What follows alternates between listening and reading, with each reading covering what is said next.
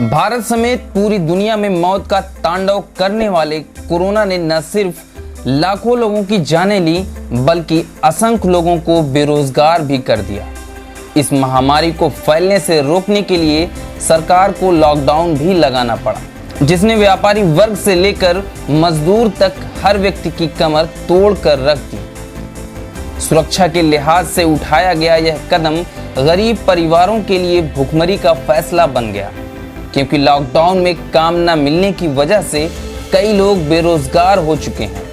ऐसे में एक बेटी ने मुश्किल समय में परिवार की जिम्मेदारी उठाने के लिए फूड डिलीवरी का काम शुरू कर दिया, जिसकी वजह से आज पूरे राज्य में उसकी चर्चा हो रही। उड़ीसा की रहने वाली विष्णुप्रिया यूं तो उम्र में सिर्फ 18 साल की हैं, लेकिन उन्होंने अपने कंधे पर परिवार का भरण पोषण करने की जिम्मेदारी उठा रखी है। विष्णुप्रिया पढ़ाई करके डॉक्टर बनना चाहती हैं, लेकिन कोरोना काल में उनके पिता की नौकरी छूट गई। परिवार को संकट की स्थिति से बाहर निकालने के लिए विष्णुप्रिया ने नौकरी खोजना शुरू किया, जिसके बाद उन्हें जोमेटो से इंटरव्यू कॉल आया। विष्णुप्रिया ने फूड डिलीवरी ऐप जोमेटो में इंटरव्यू दिया और उन्हें नौकरी भी मिल गई, लेकिन यह नौकरी घर घर खाना डिलीवरी करने की थी। विष्णुप्रिया को जोमेटो में खाना डिलीवरी करने के लिए नौकरी तो मिल गई थी, लेकिन उन्हें बाइक चलाना नहीं आती थी।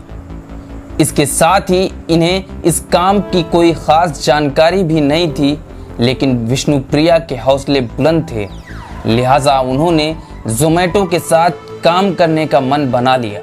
इसके लिए विष्णुप्रिया ने अपने पिता से मदद दी और बाइक चलाना सीखा, जिसके बाद विष्णुप्रिया घर घर जाकर खाना डिलीवरी करने लगी। विष्णुप्रिया को घर घर खाना डिलीवरी करने में कोई शर्म नहीं आती है, क्योंकि उनके लिए परिवार की ज़रूरतों को पूरा करना ज़रूरी है।